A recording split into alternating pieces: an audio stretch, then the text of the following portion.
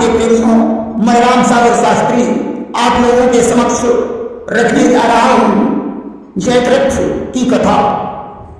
देखिए, सिंध देश के राजा का नाम सूरत था। सूरत ने पुत्र की कामना से भगवान शंकर की तपस्या की। शंकर जी ने प्रकट होकर अपने दर्शन दिए और वरदान मांगने को कहा। सूरत बोला, प्रभु मुझे अमर पुत्र का वरदान दीजिए। और सुन के शंकर कहा बुझाई, अब अमर छाड़ी माधव पर भाई। शंकर जी ने कहा, अमरता को छोड़कर कोई दूसरा वरदान मांग लीजिए। सूरत बोला, प्रभु जो हमारे पुत्र का शीश काटे और जैसे ही वह शीश पृथ्वी पर गिरे तो वही शीश काटने वाले का भी शीश कटकर जमीन पर गिर जाए, मुझे ऐसा वरदान दीजिए। शंकर जी ने एक वस्तु कह दिया और बोले, जयद्रथ का कटा हुआ शीश जब तुम्हारी अंजनी में गिरेगा और जब तुम उसे जमीन पर फेंकोगे तो तुम्हारी भी मृत्यु हो जाएगी। और इस प्रकार शंकर पर दीना और तब जयद्रथ जन्म जगदीना। भगवान शंकर ऐसा कहकर अंतर ध्यान हो गए। कालांतर में सूरत के यहां जयद्रथ का जन्म हुआ और दिन दिन सुत बारन नगरो भयो महारथ वीरो। शिव पूजा संतत करतो श्री सुरसर के तीरो। धीरे धीरे जयद्रथ बड़ा होकर महारथी बन गया। वह भगवान शंकर की नित्य प्रति पूजा किया करता था।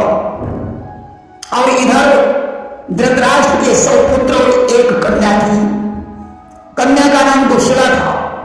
धीरे धीरे दुश्शला विवाह के लिए योग्य हो गई और ब्याह योग्य कन्या ही अनुमानी और दीन हो भूप स्वयंवर ठानी।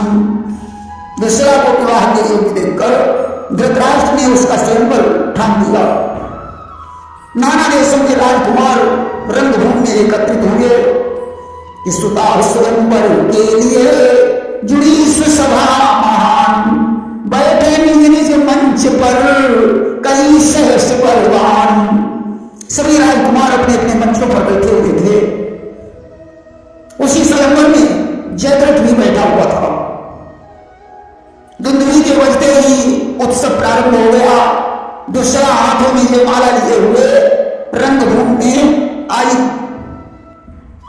कि दुंदुभी बजी प्रारंभ हुआ उत्सव श्री राज दुलारी का।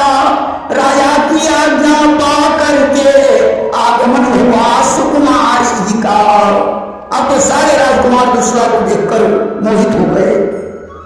सभी अपना अपना भाव लिए बैठे थे कि अपने अपने भाव थे, अपनी अलग विचार। सुकुमारी माला लिए चौदिस रही निहार। दुश्शला ने सभी राजकुमारों पर नजर डाली। आखिरकार जयद्रथ के पास पहुंची और उसने उसके गले में माला डाल दी। अस्त जयद्रथ और दुश्शला का विवाह हो गया। जयद्रथ दुर्योधन का बहनोई बन गया। देखिए, जिस समय महाभारत के युद्ध में जयद्रथ लड़ने गया, उस समय पुत्र के कल्याण के लिए जयद्रथ का पिता सूरत गंगा जी के तट पर बैठकर भगवान शंकर की तपस्या करने लगा। इधर अभिमन्यु वध के पश्चात अर्जुन ने जयद्रथ को मारने की प्रतिज्ञा की। साथ ही साथ यह भी कहा कि अगर मैं शाम तक जयद्रथ को नहीं मार पाऊंगा तो चिता बनाकर जल जाऊंगा। द्रोणाचार्य ने सकल व्यूह की रचना करके जयद्रथ को छुपा लिया। इधर भगवान कृष्ण ने चक्र से कहा कि श्रीपति कहो सुदर्शन धावऊ हम निज प्रभाव ते सूर्य छुपावऊ। भगवान ने चक्र सुदर्शन द्वारा सूर्य को छुपा दिया। अर्जुन ने चिता बनाकर तैयार की और उसमें जलने के लिए उद्यत हो गए। दुर्योधन बड़ा प्रसन्न हुआ। उसने जयद्रथ से कहा कि अब इस बात की चिंता है, दुश्मन स्वयं मरने जा रहा है। कहा जाता है कि बिन ब्याही की कन्या मरे, ठाढ़ी ईख बिकाई, बिन मारे बैरी मरे, जब सुख कहाँ समाई। बिना ब्याही कन्या मर जाए तो बड़ी खुशी की बात है, लाखों रुपए का दान दहेज बच गया। खेत में खड़े खड़े गन्ने की फसल बिक जाए तो कटाई छटाई धुलाई का पैसा बच जाने से बड़ी खुशी होती है। और दुश्मन अगर बिना मारे मर जाए तो इससे बड़ी खुशी और क्या हो सकती है। अब तो जयद्रथ और दुर्योधन दोनों अर्जुन के पास पहुंचे, उनके हृदय में बड़ी प्रसन्नता है। जयद्रथ मुस्कुराकर अर्जुन से कहने लगा, अर्जुन आप विलंब क्यों करते हो, जल्दी से चिता में प्रवेश करो। दुर्योधन ने कहा, अर्जुन तुमने इस काले कृष्ण के ऊपर विश्वास कर लिया, इसलिए तुम्हारी आज ऐसी गति हो रही है। या जितना ऊपर से काला है उतना ही अंदर से भी काला है। ऐसे शब्दों को सुनकर अर्जुन को बहुत क्रोध आया। उन्होंने कहा, उस दुर्योधन कृष्ण के विरुद्ध मैं एक भी शब्द सुनना नहीं चाहता हूं।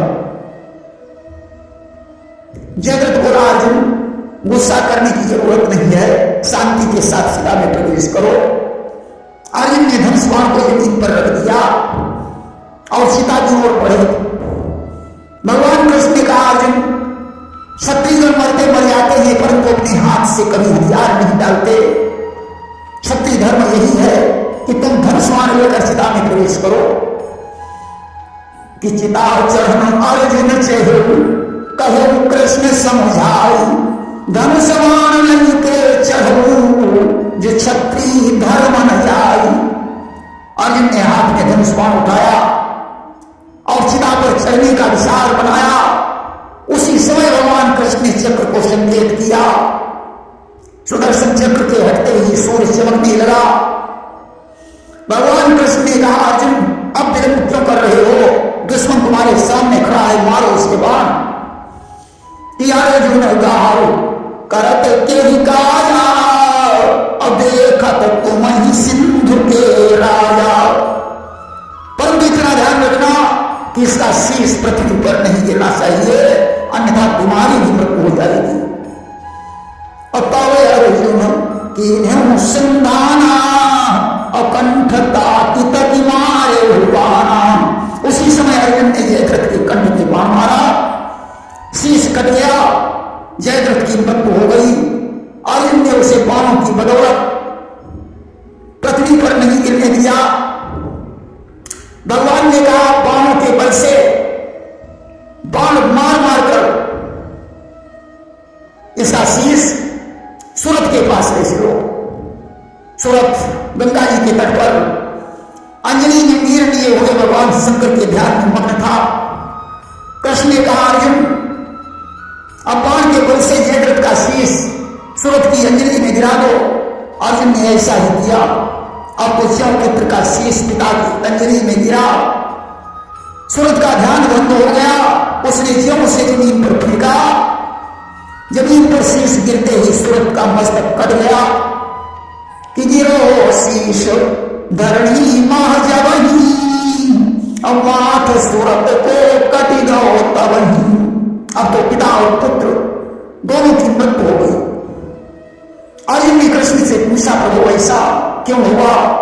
सूरज की अंजलि में पुत्र का शीश गिरा, उसने जमीन पर फेंक दिया तो उसकी भी मृत्यु हो गई। उस समय भगवान कृष्ण ने सूरज के वरदान की कहानी सुनाई और बोले, अर्जुन कि कारण था साप सूरत को भी, जब सुत का मस्तक पाओगे उसको जमीन पर फेंकोगे तो तुम भी मारे जाओगे। अर्जुन, भगवान शंकर ने सूरत से कहा था, जब पुत्र का मस्तक तुम्हारी अंजलि में गिरेगा और उसे तुम जमीन पर फेंकोगे तो तुम्हारी भी मृत्यु हो जाएगी। इस तरीके से आज पिता और पुत्र की मृत्यु साथ साथ हो गई। प्रेम सूर्य वृंदावन बिहारी